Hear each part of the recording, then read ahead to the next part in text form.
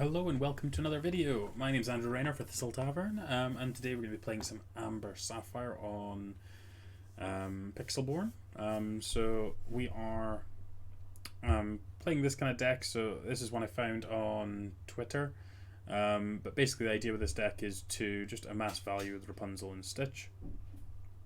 Using Ariel with some songs and getting extra value out of your songs. With the kind of controlling ramp package with Mickey Mouse, Hades, Let It Go, Robin Hood, got Auroras to be able to kind of access somewhere lower. This guy to be able to deal with the early 2-drops as well. So let's just jump straight on into some games.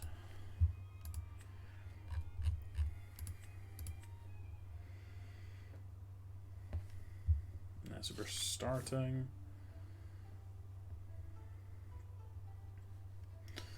So Stitch into 1 jump seems like a pretty good start. We can play this guy out as well if we needed to.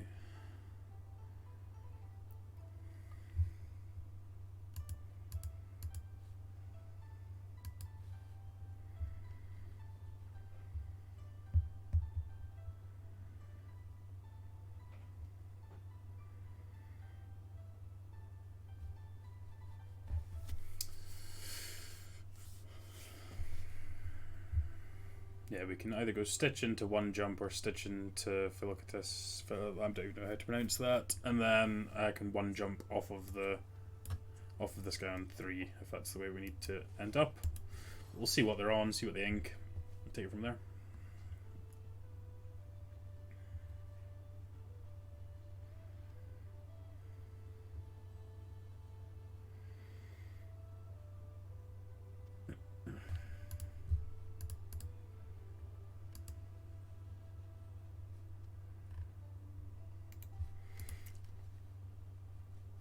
Opponent's on a go slow. Okay, so they're playing Amethyst. No other sign as to what they're doing, but that would lead me to suggest that they're probably on Ruby, so we'll go with the ramp package and try and get up as many resources as we can, try and get this Robin Hood out as our first kind of ability to gain cards. Yeah, so Amber Amethyst.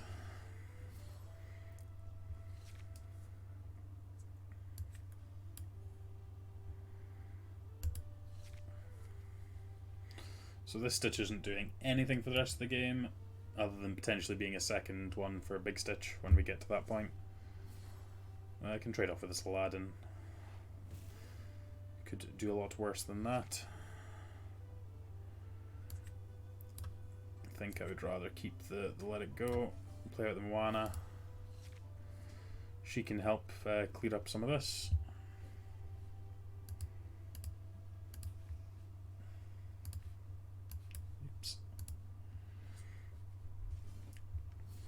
Maleficent to draw cards. This looks like the relatively aggressive build.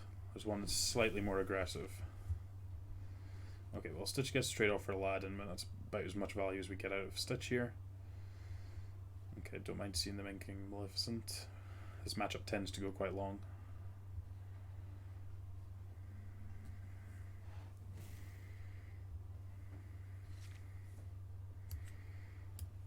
Okay, now we have to ink the Let It Go just so we can get the Robin Hood out.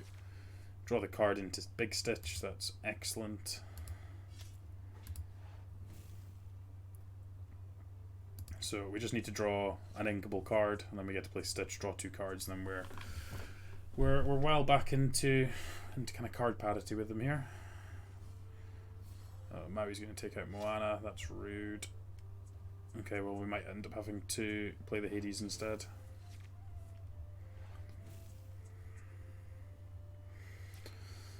We found an inkable card anyway.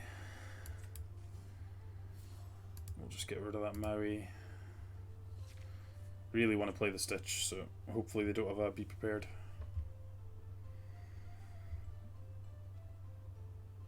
We just need to get the cards off of these. When they're good, the more cards we draw off the Stitches, the better it is for us in the long term with these games.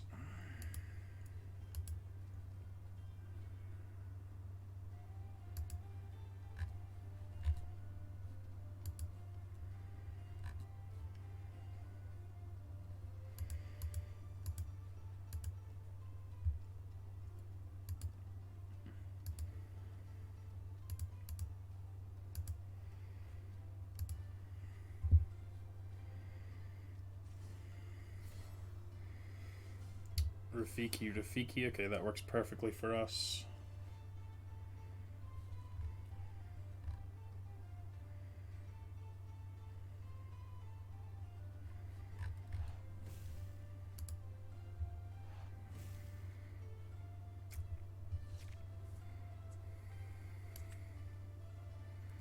We're supposed to Rapunzel now? No, I don't think so. It's easier to get the value off of Rapunzel.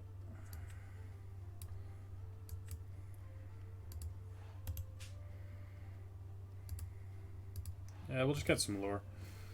If they want to be prepared, then they can do. If they want to spend all of their time killing our stuff, then that's also fine. If they just want to control the board without playing Be Prepared, then I think I'm perfectly okay with that.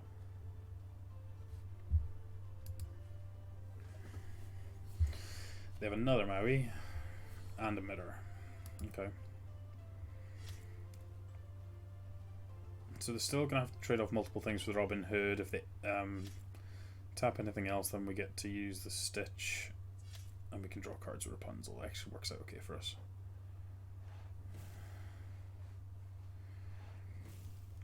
We don't really care about these Rafikis. So I'm going to take out the Maui.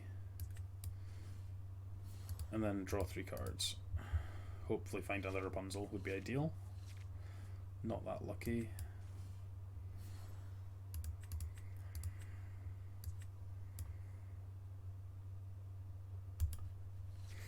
Works out fine. If they want to trade off both Rafikis for Stitch, then that works for us. If they want to be prepared, then that's also fine. We're up on cards.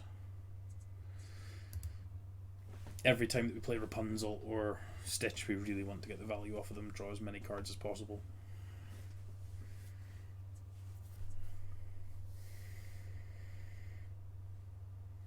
Because yeah, even though they've already spent time drawing a heap of cards, we're actually a card up on them. We've drawn 1 more card than they have.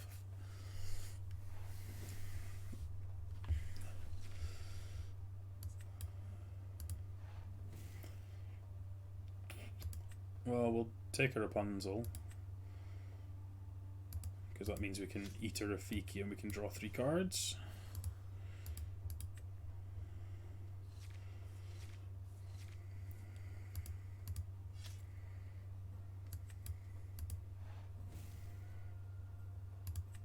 And then we take Big Stitch.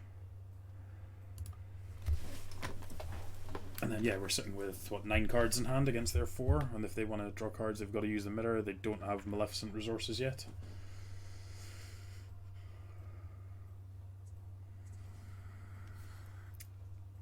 Okay, Elsa's okay.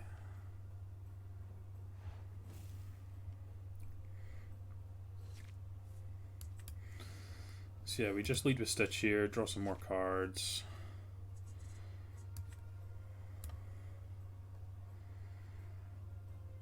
And I think I'm okay just passing. I don't want to extend into the Be Prepared at this point. Like, we've got 6 lore, they've got 4. We're actually going to be able to control the board pretty well here.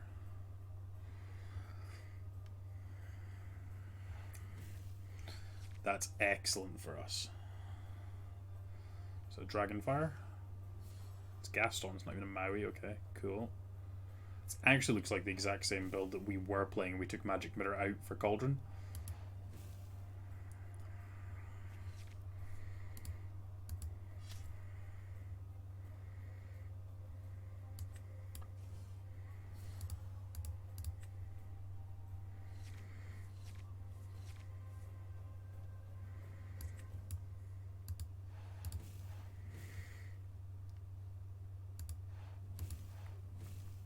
If they have Maleficent at this point, then I think I'm okay with it. We've drawn infinite cards. We've got multiple Hades in hand, multiple Let It Goes. Or only 1 Let It Go now, but multiple Hades. We've drawn 10 more cards than they have.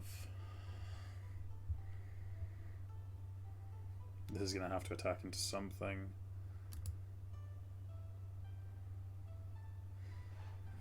Yeah, it's about time those will be prepared. So that works fine. We just get to rebuild out our board here.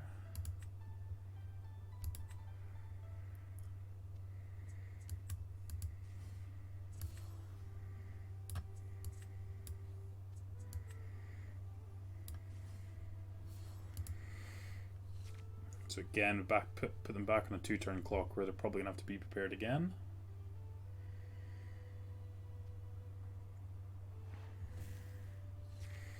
They might be looking to draw in to be prepared.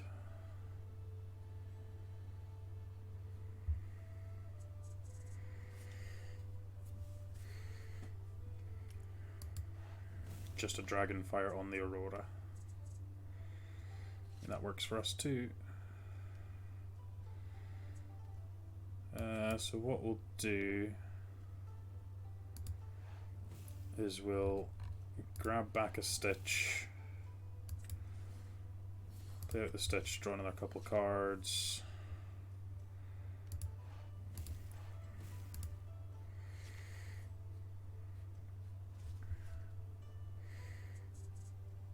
We could probably be slightly more aggressive with making sure we have some more ink so we can play like a Hades and like an Aurora. But I think that we have enough stuff going on that don't really have to worry about that too much.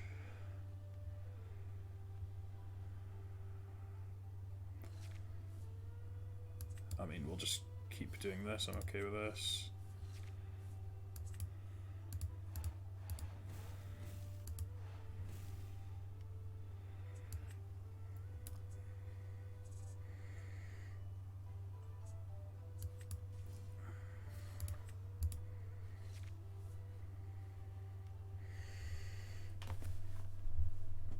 These games are kind of slow and grindy, but you can kind of see where we're getting to.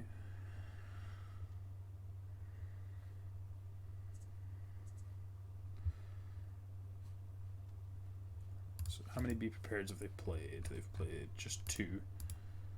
Okay, so what we want to do here is just go for double Aurora. And yeah, see if they've got an answer to this. They need another Be Prepared right now. Giving each other ward, so they can't attack. I can't choose them to Dragonfire or anything, so can't Elsa them. So it needs to be prepared or nothing right about now.